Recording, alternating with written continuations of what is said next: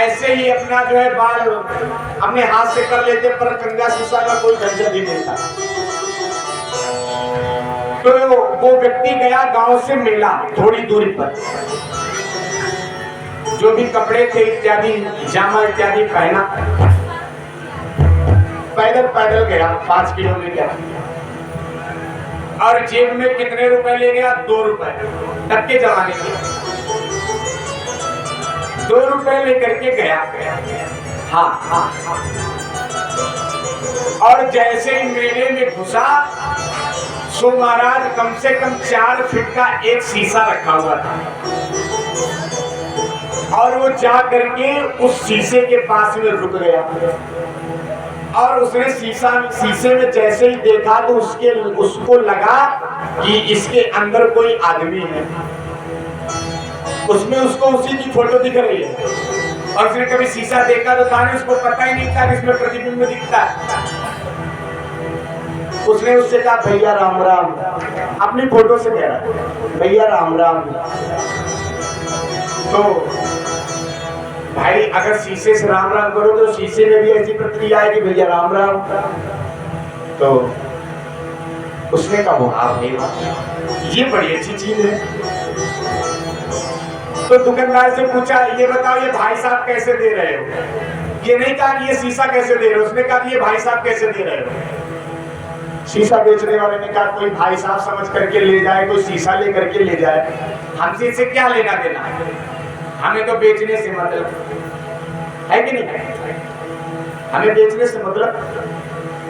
उसने कहा भैया ये 2 रुपए का है, 4 फीट का है, ले जा। अखबार इत्यादि लपेटा गया, वो सर पर रख करके आया। उसने पूरा मेला भी नहीं घूमा, और बड़े खुशी खुशी उसको सर पर रखा और 5 किलोमीटर फिर आ गया पैदल। अपने घर में, हर एक घर में एक गेस्ट रूम होता है ना। लोग कहते हैं इसमें हम अपने रिश्तेदारों को जब कोई आएगा उसको बैठाते हैं, चाय पानी इत्यादि होती है ना। तो वो उसी बैठक रूम में उस शीशे को उसने रखा, और अब जो है वो उस शीशे को कम से कम 3-4 घंटे उसी शीशे से बात करता है। और भाई साहब कैसे हो? तो उधर से प्रतिक्रिया दी, और भाई साहब कैसे हो? भोजन पानी हो गया? तो उधर से भी आता भोजन पानी हो गया। तो जब उधर से प्रतिक्रिया हाँ हमारा हो गया, आपका हो गया, तो उधर से आपका हो गया, ऐसे करके तो वो 2-3 घंटे अब जो समय देने लगा। तो उसकी धर्मपत्नी ने सोचा कि ये जिस दिन से मेला गए हैं उस दिन से ये ज्यादातर बैठक रूम में बैठे रहते हैं, ऐसे ये थोड़ा बहुत समय हमें देते थे, और ये न जाने। तो पहले ऐसा होता था कि जो जिसमें सब लोग आते जाते थे उसमें घर की माताएं बहनें नहीं जाती थी, उसमें सिर्फ पुरुष वर्ग ही रहता था। तो उसने कहा कि इस कमरे में हम कब जाएंगे? जब ये कहीं चले जाएंगे, हम भी देखेंगे कि आखिर ये है क्या। अच्छा, प्रभु की कृपा से उसकी धर्मपत्नी ने भी कभी शीशा नहीं देखा। देखो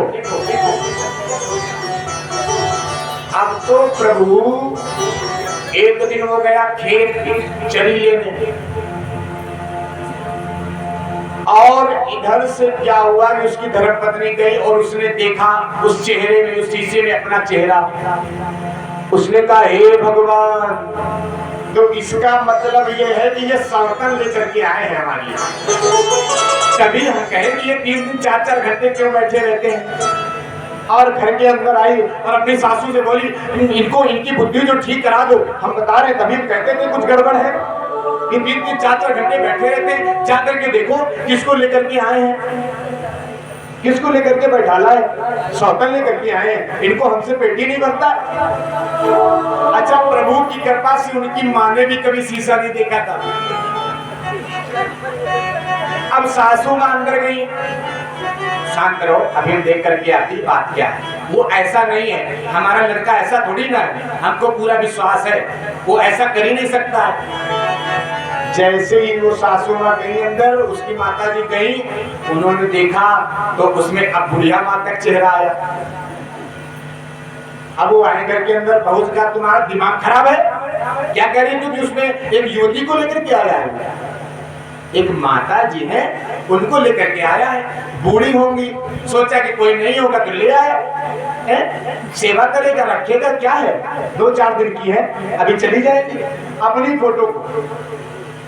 अच्छा, जब इतना सब कुछ हुआ, अब सब आपस में सास कहे कि वो बूढ़ी माता है और बहू कहे कि वो जवान है। अब बारी किसकी आई? ससुर की।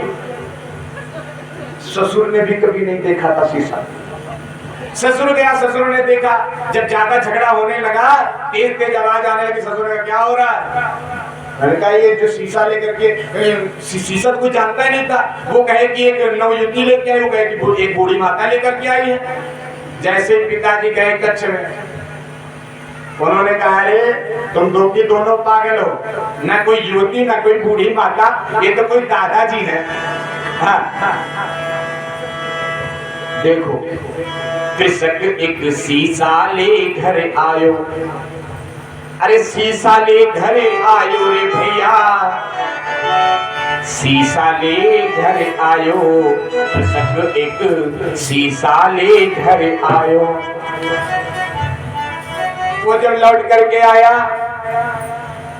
एक किसी गांव वाले, जब ज्यादा चारों पांचों में बवाल होने लगा तो एक गांव वाले ने बताया, बोले तुम सबके सब पागल हो, ये शीशा है और इसमें तुम्हारी सूरत दिख रही है, पागलो, ऐसे ही ये भगवान है। हम जिस भाव से देखेंगे परमात्मा हमें उस भाव में दिखने लगता है ना? तो ही मोई नाते अनेक मानिए जो भावे, ज्यों त्यों तुलसी कृपालु चरण शरण पावे। इसलिए हमें जो है हर समय परमात्मा का चिंतन करना चाहिए। अरे नारायण